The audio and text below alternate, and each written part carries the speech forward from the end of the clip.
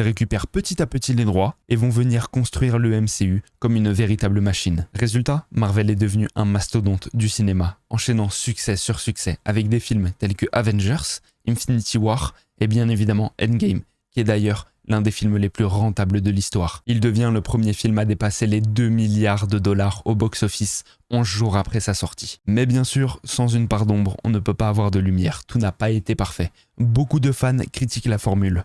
Trop de films, trop de séries, des héros qui s'enchaînent sans toujours marquer. Après Endgame, eh bien, beaucoup estiment que le multivers a rendu les intrigues confuses, et certains films ont carrément déçu, comme Les Éternels ou bien Ant-Man 4. Marvel a aussi été accusé de monopoliser Hollywood, avec Disney qui contrôle de plus en plus de licences. Mais laissons place aux bonnes nouvelles. Marvel semble avoir entendu les critiques et compris le désir des fans. Avec le film des 4 Fantastiques sorti en 2025, ils ont explosé le box-office avec 450 millions de dollars et su retrouver une hype énorme. Les fans ont tout bonnement adoré ce retour aux bases. Et avec l'arrivée de Doctor Doom qui sera joué dans Avengers Secret War, qui est un méchant culte des comics dans le MCU, mais ce qui va énormément plaire aux fans, c'est celui qui va l'interpréter. Ce méchant culte sera joué par notre plus grand héros, Robert Downey Jr. Les fans ont complètement adoré cette nouvelle. Le personnage qui, lui, a sauvé l'univers, sera-t-il prêt au contraire à le sacrifier? Suite à cette remontée, beaucoup pensent que Marvel est prêt à relancer une nouvelle grande saga, digne de l'époque des Avengers. Pour conclure, Marvel est donc passé de la faillite à la domination totale du monde du cinéma. Mais c'est loin d'être terminé,